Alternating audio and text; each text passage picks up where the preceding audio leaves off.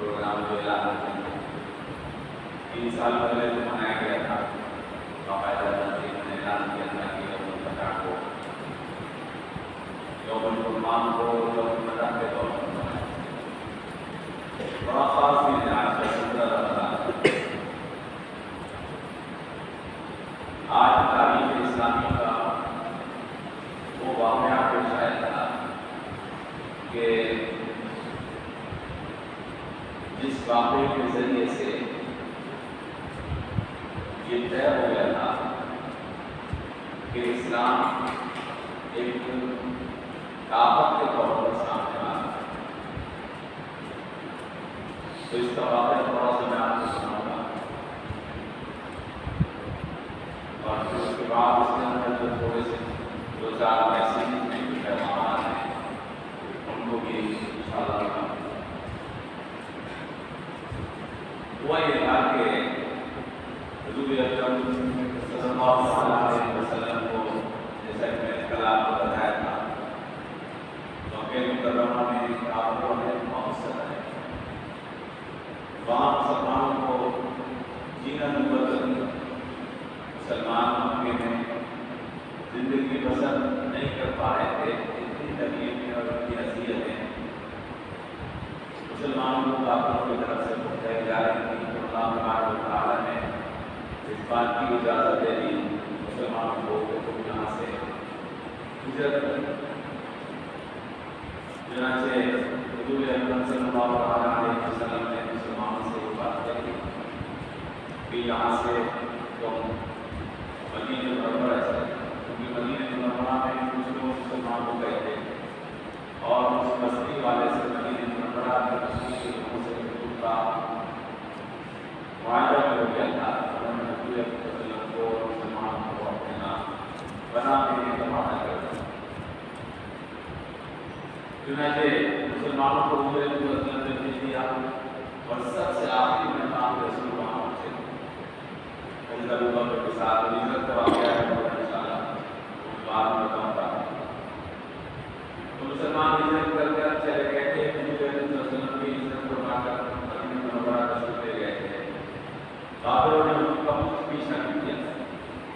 اللہ کے رسول کا پیچھا کیا تھا اور انعام کا اعلان کر دیا کہ جو کوئی بھی محمد صلی اللہ علیہ وسلم کی خبر لائے گا جو محمد صلی اللہ علیہ وسلم کی خبر لائے گا تو اس کو 100 روم انعام میں دیے جائیں. کافروں نے اعلان کر دیا تھا. چنانچہ لوگ حضور کو ڈھونڈنے کے لیے نکل گئے تھے. وہاں پر وہ واقعہ پیش آیا کہ سراقہ نام کا ایک آدمی حضور صلی اللہ علیہ وسلم کو ڈھونڈتا ہوا جس راستے میں پر جا رہا تھا اسی راستے پر جا رہا تھا جس پر واپس اور اس نے اللہ کے رسول کو دیکھ لیا. وہ واقعہ کوئی سنانا مقصد ہے آپ سنتے رہتے ہیں. بعد میں اس کا تھوڑا زمین کے اندر پھنس گیا تھا.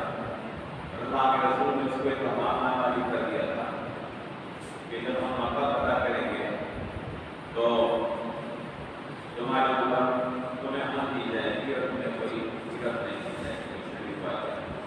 چمڑے کے اوپر اللہ کے رسول صلی اللہ علیہ وسلم کے ساتھ فرق بتانا یہ ہے کہ اللہ کے رسول ان حالات میں مکے سے مدینہ تشریف لے گئے اور وہاں جانے کے بعد آپ نے مسلمانوں کے حالات کو سنبھالنا سدھارنا شروع کیا. لیکن کافروں نے وہاں پر کے اللہ کے رسول کو ایسے نہیں رہنے دیا اور مسلسل مسلمانوں کے اوپر اور اللہ کے رسول پر وہ حملے کرتے رہے. سازشیں کرتے ہیں. ابھی 1 سال بھی نہیں گزرا تھا یہ واقعہ پیش آیا ہے جس کو ہم کے برد کہتے ہیں جو 17 رمضان کو پہنچا. ہوا یہ تھا کہ ان کے شام سے کافروں کا ایک تجارتی قافلہ ابو سفیان کی قیادت میں تجارتی قافلہ جب یہ تجارتی قافلہ گیا تھا تو کافروں کو کوئی اندازہ نہیں تھا کہ حالات میں زیادہ خراب نہیں لے کر بہت زیادہ بڑا کوئی حفاظتی دستہ اپنے ساتھ نہیں گئے. تجارتی قافلہ کا اپنے ساتھ جو محافظ ہوتے ہیں وہ ساتھ لیکن جب واپس ابو سفیان چلنے لگا وہاں سے ملک شام سے، تو اس کو یہ اندیشہ ہوا کہ کہیں ہمارے تجارت کے معاملے پر مسلمان حملہ نہ کریں۔ اس کے پاس تجارت کے معاملے میں اتنی مال و دولت تھی کہ روایات میں لکھا ہے کہ پورے مکے کی دولت کی آدھی دولت، پورے مکے میں جتنی دولت تھی اس کی تقریباً آدھی دولت اس معاملے کے پاس تھی۔ اتنا بڑا خزانہ وہاں سے تجارت کے معاملات واپس آ رہا تھا اس کے ساتھ۔ چنانچہ یہ لوگوں سے خبر کر رہا تھا، اس کو اندیشہ تھا کہ پورے چونکہ آپ جانتے ہیں کہ چیز کیا آپ کو پتا چاہیے کہ شام اور مدینہ اور مکہ ایک ہی راستے پر، اسی سڑک پر جو مکے سے مدینے کو جاتی ہے تقریباً مدینہ منورہ واقع۔ لہٰذا اس کو یہ اندیشہ تھا کہ کہیں مسلمان ہمارے اوپر حملہ نہ کریں، تو یہ خبر دے رہا تھا حالات رہنے والے سے کہ مدینے میں مسلمان کوئی ایسا لوگ تیاری نہیں کر رہے کہ اس کی وجہ سے ہمارے اوپر حملہ کرنے کا پلان بنا دیں۔ تو اس کو کسی نے اطلاع دیا آنے جانے والوں نے، خبر دینے والوں نے کہ مسلمانوں کا ہمارے اوپر حملہ کرنے کا پلان، کیونکہ اس زمانے میں بھی جاسوسی کا نظام وہ بہت زبردست ہے، کافروں کا بھی تھا اور خود حضور نے بھی جاسوسی کا نظام اور زبردست قائم کر رکھا ہے۔ انشاءاللہ آپ کو کبھی میں تفصیل کے ساتھ بتاؤں گا، کسی بھی تنظیم کے لیے یا کسی بھی ادارے کے لیے اس کو کامیابی کے ساتھ چلانے کے لیے اسلامی ادارہ بھی اس کے لیے جاسوسی نظام کا قائم کرنا اصول ہے۔ دشمن کیا کر رہا ہے اس کی پوری خبر ہمیں ہونی چاہیے تو اس کا مقابلہ اچھے سے کر سکتے ہیں۔ اور کی بات ہوئی کہ ابو سفیان کو یہ بات پتہ لگی کہ مسلمان اس کے معاملے پر حملہ کرنے کی تیاری کر رہے ہیں، لہٰذا اس نے اپنے پاس مکے بھیجے اور اس نے جا کے مکے میں یہ خبر دی کہ تمہارا جو مال و دولت ہے تجارت کا معاملہ ہے، یہ خطرے میں ہے، مسلمان اس کو لوٹ لیں گے، لہٰذا اس کو بچاؤ۔ اس نے مکے میں جا کے شور مچا دیا اور ایسا ظاہر کیا کہ سب کی جان سارا مال ختم ہے۔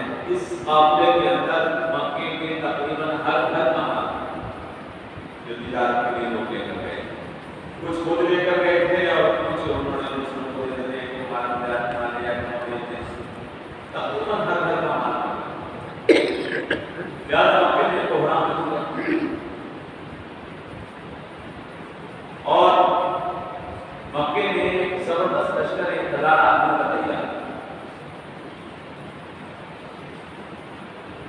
1000 آدمی جو مکے کے تھے، اس کے بارے میں ابو جہل نے مکے سے نکلتے ہوئے کہا کہ آج مکے نے اپنے جگر کے ٹکڑے باہر پھینکے، چھٹا پر وہ جو آئے تھے زبردست لڑا تھا۔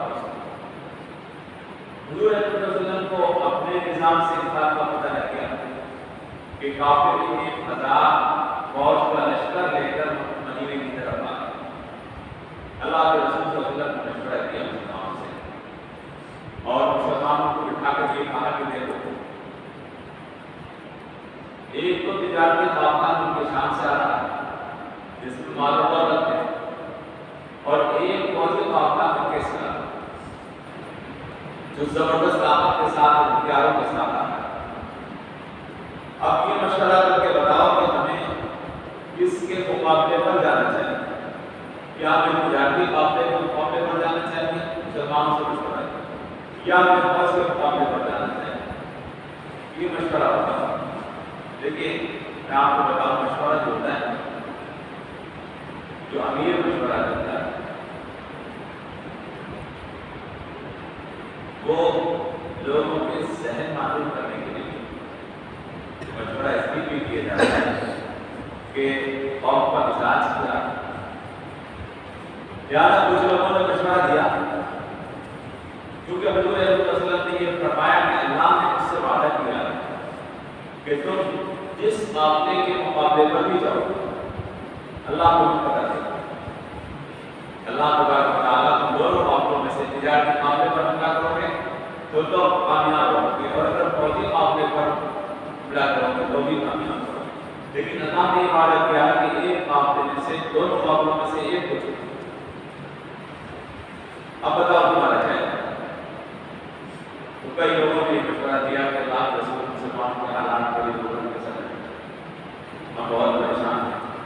جب اللہ نے وعدہ کر دیا ہے اور اتنی بڑی مال و دولت کے ساتھ وہ معاملہ آ رہا ہے تو پھر ہمیں تجارتی معاملے پر حملہ کر لینا چاہیے. تجارتی معاملے پر حملہ کرنے سے ہماری جان کا نقصان بھی نہیں ہے. بہت بڑا نقصان ہے. مال و دولت مل جائے گا، لہٰذا ہمیں آسانی کے ساتھ اس پر حملہ کر کے مال و دولت کو پتہ کر لینا چاہیے. یہ مسئلہ لوگوں کا ذہن معلوم ہو جاتا ہے. میں آپ سے کہ لوگ کس حساب سے سوچ رہے ہیں. کچھ دوسرے لوگوں نے مشورہ دیا کہ اللہ کے رسول ہمیں فوج کے اوپر حملہ کرنا چاہیے. ان کافروں نے ہمارے پر بہت ظلم کیا اور ہمیں بہت ستا رکھا ہے. اگر اللہ نے یہ وعدہ کر لیا کہ ہمیں پتہ بھی نہیں ہے تو مال و دولت آنے جانے چیز ہے، ہمیں فوجی مقابلے پر جا کر تسلیم کرنا چاہیے. مشورہ ہوا اور مشورے میں تو دونوں کی رائے ہوئی، لیکن اس سلسلے میں شریعت سزا نے یہ ہے کہ جو امیر ہے اسے سب کو ماننا چاہیے. یہ تو ہمارے یہاں چل نکلا ہے، ہمارے یہاں چل نکلا ہے کہ لوگ کاؤنٹنگ کرا لیتے ہیں، بڑے زیادہ لوگ ہیں. شریعت سے یہ غلط ہے، شرط ناجائز ہے یہ کام جو کاؤنٹنگ ہو جائے. مگر یہ غلط مسئلہ ہے، انشاءاللہ کبھی اور آپ کو بتائیں گے. اللہ کے رسول صلی اللہ علیہ وسلم نے دونوں رائے سننے کے بعد اعلان کر دیا کہ ہم فوجی معاملے کے معاملے پر ہم تجارتی معاملے پر نہیں جائیں گے، بلکہ ہم فوجی معاملے کے موقع پر جائیں گے. بتائی جائیں گے 313 یا 315 بارہ 313 زیادہ مشہور ہیں کہ مسلمان جو تیار ہوئے جنگ لڑنے کے لیے اور حضور صلی اللہ علیہ وسلم کے ساتھ جانے کے لیے، وہ 313 آدمی. اس میں بوڑھے بھی تھے اور کچھ نوجوان بھی تھے. صرف 2 گھوڑے اور 9 اونٹ تھے. پوری فوج میں جا رہی تھی، صرف 2 گھوڑے اور 9 اونٹ تھے. چند تلواریں تھیں. سب فوج کے پاس اپنی 313 آدمی کو سب کے پاس تلواریں بھی تھیں. اور بے سرشان کی حالت میں اس فوج نے 12 تاریخ کو یہ جو روانہ ہوئی، آج 17 ہے، 5 دن پہلے، آج سے یہ فوج 12 تاریخ کو روانہ ہو گئی. اس فوج کا مقابلہ کرنے کے لیے جو مکے سے آ رہی تھی 1000 آدمی کو لشکر کے ساتھ، جس میں 200 گھوڑے یہاں 2 اس لشکر کے ساتھ وہ آ رہی تھی. اس کے پاس تیر انداز بھی تھے. زبردست چھٹا فوج اور یہ کہتا لایا تھا مجھے کہ ہمارا تجارتی معاملہ بچے یا نہ بچے، مدینہ میں ختم کر کے یہ کہہ کے آیا. حضور صلی اللہ علیہ وسلم نے جب یہ مشورہ ہو گیا تھا کہ تجارتی معاملے میں حملہ نہیں کرنا ہے، تو اللہ کے رسول سے نکل گئے. اس کے اوپر اللہ کے رسول نے حملہ نہیں کیا اور منع فرما دیا، بلکہ فرمایا کہ ہم مقابلہ کریں گے فوجی لشکر سے. جب وہ تجارتی معاملہ مدینے کی حدود سے نکل گیا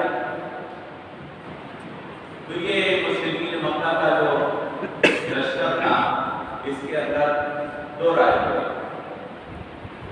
کچھ لوگ کہنے لگے کہ ہمارا تجارتی معاملہ تو نکل گیا، ہمیں لڑنے کی اب کوئی ضرورت نہیں، ہم تو اس لیے آئے تھے کہ اپنے معاملے کو بچا لیں.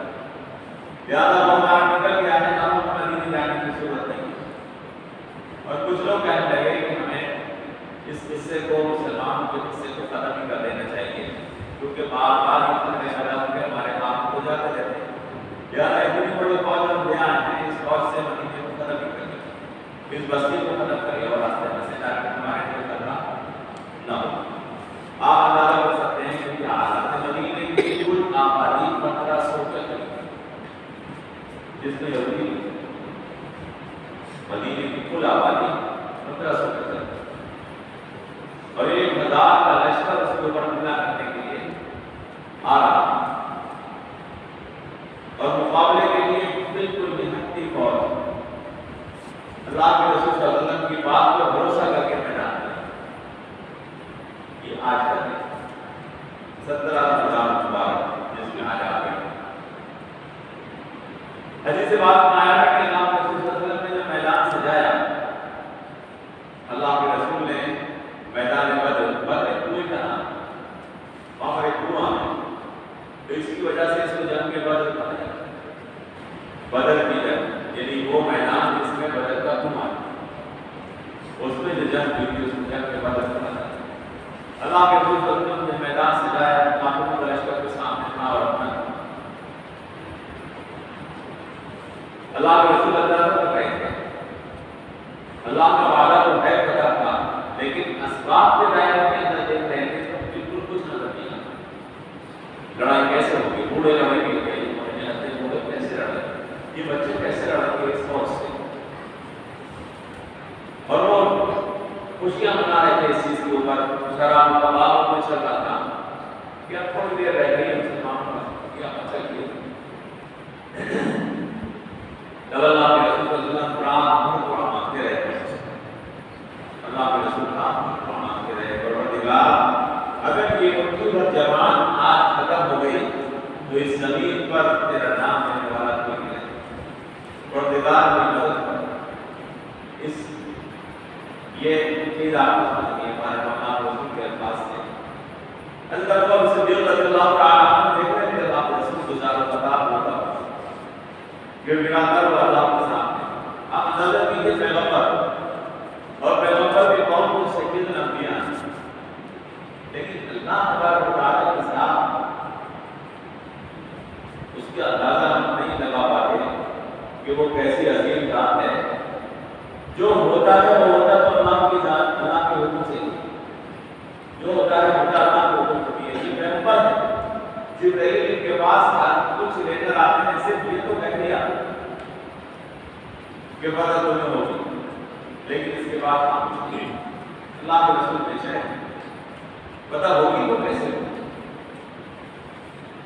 اللہ کے رسول اس چیز پریشان ہے، رات میں دعا مانگتے رہے۔ حضرت ابو بکر صدیق رضی اللہ تعالیٰ عنہ نے فرمایا کہ یا رسول اللہ، اللہ تبارک و تعالیٰ اپنی زبان میں آیا کہ حضور اتنی زار و قطار دعا مانگ رہے تھے کہ بار بار آپ کی چادر توڑے ہوئے تھے، وہ چادر نیچے گرے جا رہے، اور وہ ابو بکر اس چادر کو آپ کے کندھوں پر بار بار رکھتے تھے اور کہتے تھے اللہ کے رسول آپ پریشان نہ ہوں، خدا آپ کی دعا کو رد نہیں کر رہے، خدا آپ کی دعا کو رد نہیں کر رہے۔ میں کہتا ہوں اس بات حضور صلی اللہ علیہ وسلم دعا مانگ رہے ہیں، اللہ کے رسول سے دعا مانگ رہے ہیں، اور ابو بکر کو تسلی دینی پڑ رہی ہے کہ اللہ آپ کی دعا کو رد نہیں فرمائے گا۔ ہم دعا مانگتے یہ سمجھتے ہیں اگر قبول نہ ہو، اللہ نے مجھے سے ہم نے احسان جتا دیا، اور اگر قبول نہ ہو تو شکایت کرتے رہتے ہیں۔ وہاں پیغمبر کے ساتھ دیکھتے اور اپنے آپ کو دیکھتے، اور وہاں ان کا رونا اور دھونا دیکھتے اور ابو بکر کی تسلی دیکھتے کہ پروردگار یا رسول اللہ آپ کی دعا کو ضائع نہیں فرمائے گا، یقیناً دعا کو فرمائے گا اور آپ کو کامیاب نصیب ہوگا۔ اور مسلمانوں کے اور اسلام کے تعلق سے اللہ کے رسول کا احترام ہے۔ چنانچہ صبح کو جب ہوئی، اللہ کے رسول نے میدان سجایا۔ دیکھیے ہم یہ بات کہا کرتے ہیں اللہ کے رسول بہترین مقرر تھے، بہترین مقرر۔ جب مکے میں فارغ کی چھوٹی میں تقریر کی ہے، وہ تاریخ میں موجود ہے، اڑا کر کے لیے اس تقریر میں اللہ کے رسول نے کیا شاندار ہے۔ پوری اسلام کی تعلیم کو اللہ کے رسول نے چند لفظوں میں بیان کیا۔ بہترین منتصر تھے آپ کے انتظام کو دیکھ کے، ایسے ہی اللہ کے رسول صلی اللہ علیہ وسلم بہترین فوجی کمانڈر میدان بدر کے میدان کو دیکھ کے کہ اللہ کے رسول نے فوج سجائی اور معاملے کے اوپر چند نکلتے لوگوں سے جب اللہ کے رسول نے کی، اس موقع پر اللہ تعالیٰ نے قرآن کریم میں فرمایا کہ اللہ تعالیٰ نے بدر کے موقع کے اوپر براہ راست اللہ کے رسول صلی اللہ علیہ وسلم کی مدد کی۔ 3000 اور 5000 فرشتے اللہ تعالیٰ نے مسلمانوں کی طرف بھیج دیے۔ حدیثوں میں آیا ہے کہ کافر جب مسلمانوں کو دیکھتے تھے تو ان کو 313 نہیں دکھ رہے، بلکہ بہت دکھ رہے۔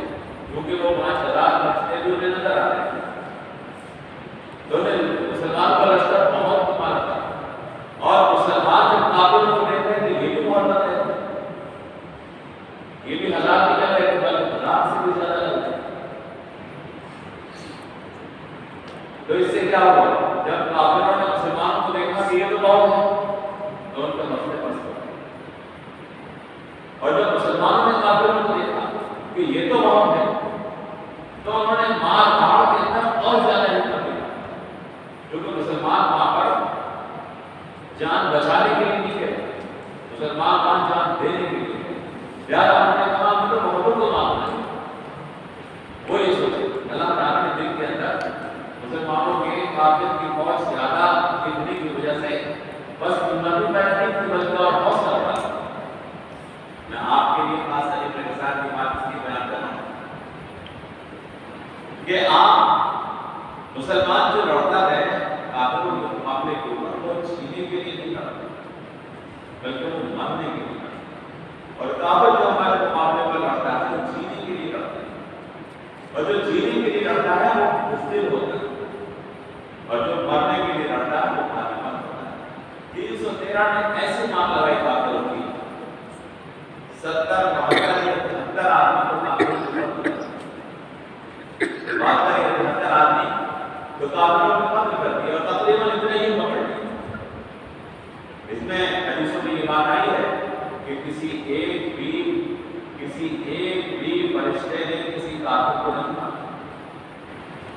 फरिश्ते सिर्फ मौजूद वो मार नहीं गए, मार मुसलमान थे लेकिन फरिश्ते सिर्फ मौजूद थे और उन्होंने अपनी मौजूदगी दिखाकर काफिरों पर एक रोक बनाए रखा और काफिर मुसलमानों को देखकर रोजे पड़े। चुनांचे 70 या 72 आदमी काफिरों के मारे गए, उसमें वो जेल भी मारा गया। इसमें बहुत से वाक़या आते हैं, थोड़े से वक्त में आपको बता नहीं सकता, मैं उससे भी बता रहा हूँ कि ये आज का दिन बड़ा अहम दिन है। अबू जहल को मारा तो भाई कम उम्र छोटे छोटे बच्चों ने ऐसे 13-14 साल की उम्र में इतने छोटे बच्चों ने अबू जहल को मारा। अबू जहल जो मक्के का सरदार बना चुका था, फौज का कमांडर इन चीफ बन के आया था, उसको 2 बच्चों ने मार दिया। अल्लाह ने ऐसा हो सकता है वो ढूंढते फिरते थे कहाँ है अबू जहल। उन्होंने पूछा है मैदान में एक साहब से कि अबू जहल कौन सा है इन काफिरों में? दोनों पूछे क्यों पूछ रहे कि इसलिए पूछ रहा हूं मारना है। अरे उसे दोनों को बहुत बड़ा सरदार है, बड़ा माइंड बोल दिए कि बता दो सर। उसने अबू जहल ने सुन लिया कि मैं बोलो क्या बयान। अच्छा तो 2 लोग पूरा वाक़या इंशाअल्लाह आपको सुना दूंगा कभी, लेकिन अल्लाह तबारक व तआला मुसलमानों को जबरदस्त नाकाम किया इसमें, इसलिए इसको यौमुल फतह कहा जाता है, यौमुल फुरक़ान कहा जाता है। हक़ और बातिल अलग अलग हो गए। अगर वो जंग जो आज के दिन पहली जंग हुई है बदर कुबरा उसको कहा जाता है, जो आज के दिन जो पहली जंग हुई है, अगर इस जंग में खुदा न खास्ता मुसलमानों को नुकसान हो गया होता तो मैं यहाँ पर पेशाब किया होता और वो बदला। हमें अल्लाह तबारक व तआला ने जो ईमान अता किया है वो उस दिन जो बदर में पैदा हो गई थी उसी में हुआ है। यहाँ तक कोई ईमान लेके आता है अल्लाह के रसूल सल्लल्लाहु अलैहि वसल्लम ने इन हालात में आज के दिन जंग को कामयाबी के साथ खुदा ने तब्दील फरमाया। हदीसों में आया है कि जंग बदर के बाद काफिर 1 बरस तक, जंग बदर के बाद काफिर 1 बरस तक मक्के के अंदर रोते रहे। हर घर से रोने की आवाज आती थी कि हर घर का कोई न कोई आदमी मरा था, किसी का बाप मरा था, किसी का भाई, किसी का चचा, किसी का कुछ और मरा, कोई न कोई रिश्तेदार घर का मरा। अबू जहल जैसा आदमी वो काफिर को मारा गया था, बड़े बड़े सरदार मारे गए और 70 या 72 आदमी अल्लाह के रसूल के पास बैठ में आ गए। अल्लाह के रसूल को पकड़कर मदीने ले गए। मदीने में ये तय किया गया कि आप इसको भागे भागे कितने मर गए रसूल और बाकी लंबी टूटे टूटे भागे। फिर ये तय किया गया कि इन काफिरों का जिनको पकड़ कर लाएंगे क्या करें। अल्लाह के रसूल ने सिर्फ मशवरा किया कि क्या करें। फिर वहां पर लोग आए हुए, कुछ लोगों की राय हुई कि इन सब को खत्म कर दें। हज़रत उमर रज़ियल्लाहु अन्हु ने ये कहा कि इनको खत्म करके जाए, उस आदमी से मरवाया जाए जो रिश्तेदार को मदीने में जो उसका रिश्तेदार है उससे कहो कि अपने रिश्तेदार की लड़त करो। इस जंग में एक बात और पेश आई थी, वो मैं आपको सुना थोड़ी सी। हज़रत उमर रज़ियल्लाहु तआला अन्हु मुसलमानों की तरफ से लड़े, ऐसे बहुत से वाक़यात पेश आए। हज़रत उमर मुसलमानों की तरफ से लड़े और हज़रत उमर रज़ियल्लाहु तआला अन्हु के बेटे अब्दुल्लाह काफिरों की तरफ से लड़े। वो काफिरों की तरफ से आए,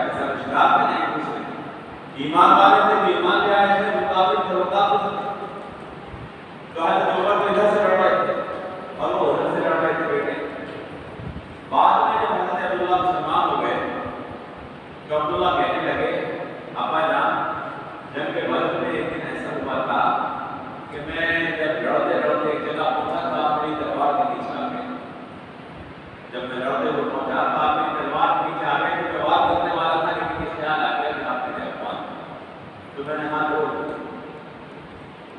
تو حضرت عمر نے فرمایا کہ بیٹا شکر کر کے میری تلوار کے نیچے نہیں آیا، ورنہ یہ سوچ کے پھاڑ دیتا کہ تو رسول اللہ تو چھوڑ آئی. تو نے تو خیال کر لیا کہ میں باپ، لیکن میں خیال کرتا تو اللہ کے رسول کے مقابلے پر لڑنے کے لیے آیا. تو ہمارا ایمان ایسا ہونا چاہیے. ہمارا ایمان، یہ ایمان جو ہے نا یہاں پر ہمارا آج ہمارا ایمان اتنا کمزور ہو گیا ہے کہ ہم اپنے ایمان کی وجہ سے سچ بولتے ہوئے ڈرتے ہیں. نہیں یار وہ برا مان جائے گا، وہ برا مان جائے گا، یہ ایمان کی یہ تو نہیں ہے. اور اس کمزور ایمان سے جس میں دوسرے آدمی کو جو جھوٹا ہے، جو ظالم ہے، اس کو ہم برا کہتے ہیں، وہ اس لیے ڈر جاتے ہیں کہ وہ برا مان جائے گا. اس کمزور ایمان سے ہم چاہتے ہیں کہ اللہ کی مدد آسمان سے اتر جائے، ایسے بدر پہنچے. بدر والوں کا ایمان کیسا تھا؟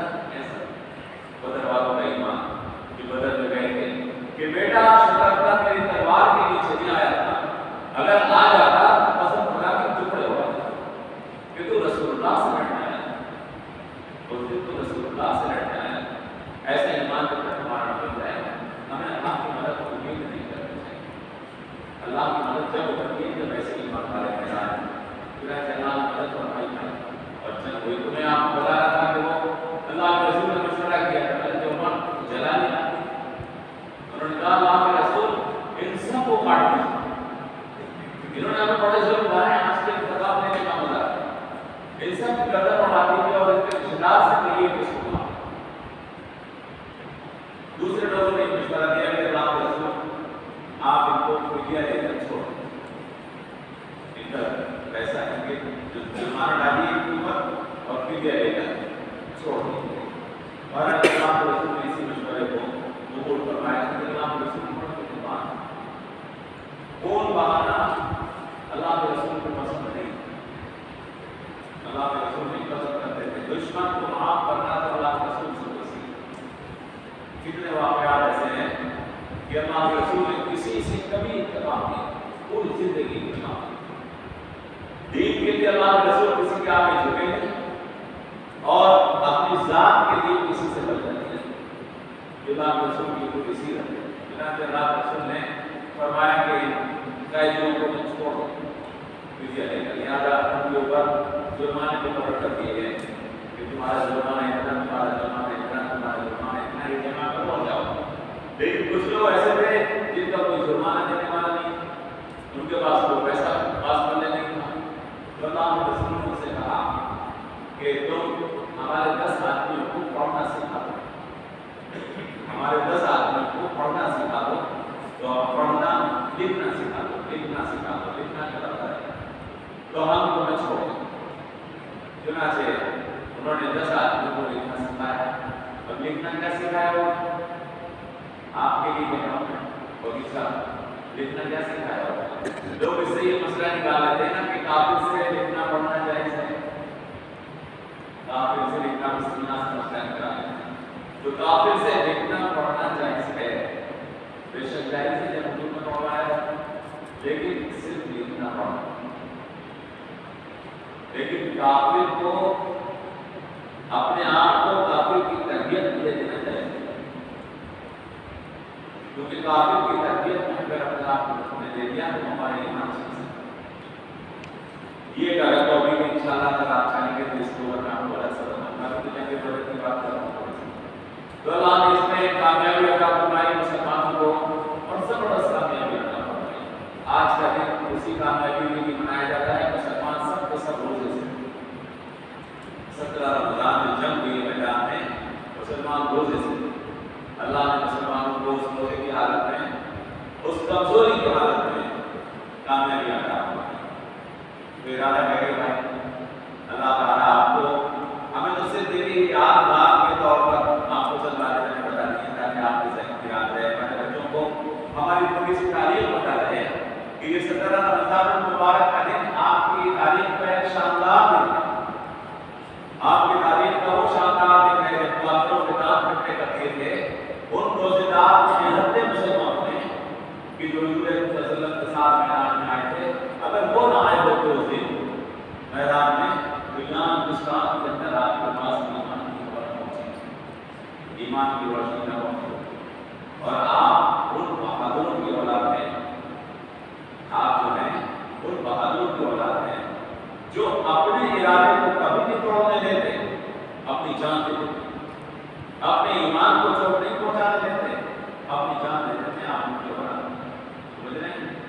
اور آپ کو بھی انشاءاللہ بولیے, آپ کو بھی انشاءاللہ ایسے ہی بننا ہے. بھائی باپ اپنے بیٹے کی طرح ہوتا نہیں, اور بیٹا جو ہے اپنے باپ کی طرح ہوتا ہے. باپ بیٹے کی طرح ہوتا ہے اور بیٹا باپ کی طرح ہوتا ہے. ہم جن لوگوں کی اولاد ہے ان کا کیریکٹر ہمارے اندر آنا چاہیے, ہمارا ایمان مضبوط ہونا چاہیے, اللہ کے لیے قربانی دینے کا جذبہ ہمارے دل میں ہونا چاہیے. اور میں نے آپ کو بتایا تھا جو قومیں ابھی بھی بتائی, آپ کو یہ بات بتائی, مارنے کے لیے تیار ہو جاتی ہیں, انہیں کوئی نہیں مار سکتا. اور جو قومیں مرنے سے ڈر جاتی ہیں انہیں کوئی جتا نہیں سکتا. اللہ تعالیٰ سے دعا کیجیے, اللہ تبارک و تعالیٰ نے آپ کو آج کے دن کو, اس مبارک تاریخی دن کو, یوم الفرقان کو, جو مقبوضات کے درمیان خط کرنے والا دن ہے, اللہ تعالیٰ دلوں میں یاد رکھنے کی توفیق عطا فرمائے اور اپنے ایمان میں ایک اکثر رہنے کی توفیق عطا فرمائے.